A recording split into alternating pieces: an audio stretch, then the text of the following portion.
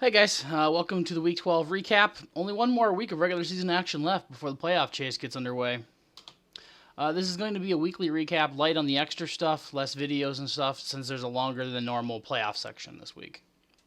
I don't trust him. This week's top score and biggest blowout, Brandon's blown call defeats Drew's run CMC 130.2 to 85.2, a 45-point margin of victory. Brandon got 31.4 from DJ Moore, his best game of the season. Also, you got 26.9 from Nick Chubb, 23.6 from Baker Mayfield, and 19 points from Calvin Ridley. This is Brandon's second high score overall and his first one since Week 4 in 2015.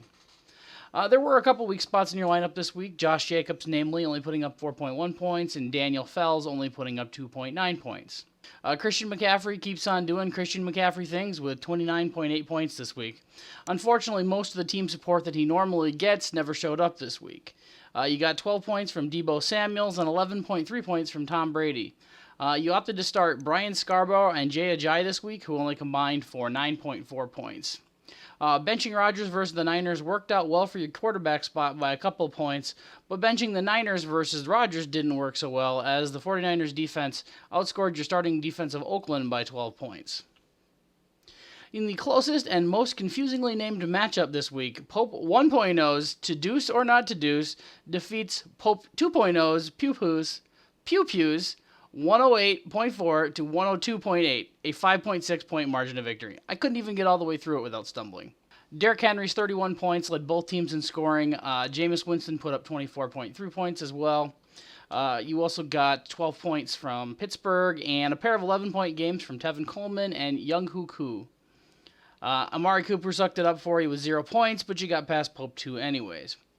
For Pope 2.0, you were led by Josh Allen with 19 points and a pair of 17-point games from Odell Beckham Jr. and James Washington. Will Fuller sat on your bench this week, putting up 20.5 points. Not only would he have gotten you the win had you started him, but had I not traded him to you for the worthless corpse of Jared Goff, I would have won since I would have started him. Can someone remind me to stop making trades with Pope 2.0? I'm pretty sure the last player I sent to him was Odell Beckham Jr., and that didn't really work out very well for me. This trade isn't looking like it's going to work any better. Stop that. Hey, stop. Pope 1.0 continues to prove that he is the superior Pope, now moving to an all-time record of 7-0 over Pope 2.0. Pope 2 may not be able to beat original flavor Pope, but Eric is still the only multi-championship winning owner in the league, which I'm sure he'll take any day.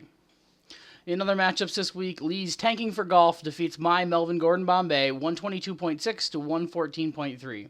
Lee got 27.3 points from Mark Ingram. I can't believe I wish he would have gotten more than that. 18.9 points from Jared Cook, 15.8 points from Devontae Adams, and 14.6 from Buffalo's defense. You had the player depth this week, that's for sure. I could have taken on Chris's 2 men and a defense moniker this week, in which I had 2 36-point games from Lamar Jackson and Chris Godwin, and 10.6 points from Cleveland's D. Nothing like having the 2 top scoring players overall this week and still managing to lose. The rest of my team sucked pretty hard this week, with 5 players scoring 5 or fewer points, including my kicker Matt Gay, who managed to miss 3 extra points in one game. Pretty impressive. That's fucking good. I had my optimal lineup in, as everyone on my bench was either hurt, on a bye, or Jared Goff. I can't believe I didn't notice this until now. I traded for Goff on October 19th. I only started him the 1 week that Jackson was on a bye, but since that trade I've now gone 2-4. I realized that Goff is that much of a negative influence on my team that even on my bench he's killing my team. I've since cut his ass, so I would fully expect the Rams to have a blow-up game this weekend where he has a huge game. It's the way it seems to be going for me this season. Lee, not only did you manage to beat me, but you couldn't even squeeze out the extra 8 points that you needed for the high score. It's not very often that I'm going to root against my own team as I was doing on Monday night. I should have known that that would get me nowhere, and the fantasy gods would not look upon me kindly. Josh's Please Not Last Again defeats Alex's Funkle Up 102.2 to 63.2. Josh got 34.8 points from Jarvis Landry, 18.9 points from Deshaun Watson, and 10.7 points from Dede Westbrook. It looks like you opted to hop on the Vance McDonald hype train this week, as he managed to only put up 1 catch for 1 measly yard. Lucky for you, Alex was busy hunting all weekend and forgot to set his lineup. Oh wait, no, that's actually what you meant to do. You got 21.1 points from Zach Ertz, 13.1 points from Jacoby Brissett, and 11.6 points from Kareem Hunt. and then it falls off pretty quickly. Your starting wide receiver combo of Emmanuel Sanders and Jamison Crowder put up 3 catches and 33 yards for a whopping 4.8 points combined. Not to be outdone, James White put up -6 receiving yards to go along with 5 rushing yards to put up 1.2 points.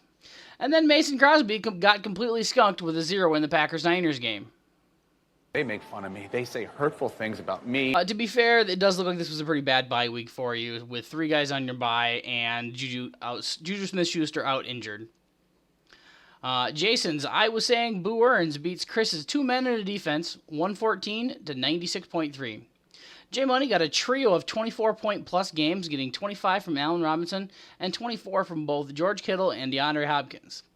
Getting only 4.2 points from Derek Carr at your quarterback spot cannot be ideal, but at least you grabbed a win. Chris grabbed Jonathan Williams from the waiver wire this week and was rewarded by that move, getting 22.6 points from him to lead his squad this week. Alvin Kamara added in 14.6 points to follow that up. Less than ideal was the rest of the roster, who put up such duds this week as Russell Wilson's 9.5 points, Todd Gurley's 3.4 points, and Justin Tucker having 9 points and still ending up with a dud somehow. Dude made 6 PATs and 1 short field goal in a game where his team put up 45 points. Definitely not what you were looking for. Finally, Nick's Hootie and the T-Blowfish beat Derek's Freeman Fuck-Up Project 103.3 to 89.8. Nick got 32.4 points from Leonard Fournette and 21.1 from Michael Thomas. Fournette had his best game of the season, mostly because he actually found his way into the end zone twice in 1 week, thus doubling the number of touchdowns he's had so far this season, now at 3 totals, up from 1. Derek got 22.4 points from Drew Brees, 14.6 points from Zeke Elliott, and 3 other double-digit games. You had your optimal lineup in as your bench put up a 0 this week, with 2 players being on a bye, Marlon Mack and Devonta Freeman out with injuries, and for some reason Antonio Brown. You must think he's going to provide some sort of decent keeper value next year. Unfortunately, this is the NFL. The XFL League doesn't start until February. This week's playoff update. With 1 week to go, 3 teams have locked in playoff spots, according to Yahoo. I can see no conceivable way that Drew doesn't grab a playoff spot with his massive point lead over the teams currently sitting in 5th through 7th. So in terms of those 5 through 7 spots, Josh and I play this week, so the winner of that matchup gets in. If Derek beats Pope 1.0, he gets in. Then things get interesting. Assuming that Derek loses to Pope 1.0, then it comes down to points between Derek and then the loser of Scott versus Josh. If Josh wins, I'd be in over Derek based off the 200-point margin I have in total scoring. But if I win and Derek loses, well, that's basically a coin flip at this point. Derek has a 7-point lead in terms of points scored over Josh, so he's the favorite for now, but that could go either way very easily. As for the Deuce playoffs, there's some interesting scenarios going on down there. Eric and Brandon play this week. They're both currently sitting at 4-8. The loser of that game will likely end up with one of the 2 worst records. And then there's Alex versus Jason, the current 8 seed versus the 12 seed. If Alex were to lose that game, there's a 25% chance that you're going to fall from 8th all the way down to the 11th seed and grab a Deuce bye due to the low amount of points that you've scored so far this season. And now back up to the top of the leaderboard. Scott B and Nick are currently sitting in the driver's seats for the 2 buys. Only Chris can steal one of the buys at this point, and Chris will have to knock off Drew in order to do it. He'll also need a loss by either Nick or Scott B to do so. Wagers this week. Jake Kumaro and the Packers had their 2nd bye week in a row, putting up no offense in San Francisco. He was shut out completely, much like the rest of the offense. Cobb added 4 more catches this week to move that wager to 39-10. In terms of the AFC North, Baltimore still 3 games up on the Steelers and 4 games up after the Browns. After everybody won this week, Steelers and Browns play again this week, hopefully with less helmet swinging. Just a reminder that the eligible keeper date is after Week 14 is completed, which is just 2 weeks away. Now that the buys have all been completed, it's perfect time to fill your bench with no-name talent that you may think that have value next year, such as amazing keepers from last year like Justin Jackson, Cam Newton, Andrew Luck, and Damian Williams. That's it for this week. Good luck to everybody in the regular season finale this week. Thanks for watching, and we'll see you after next week.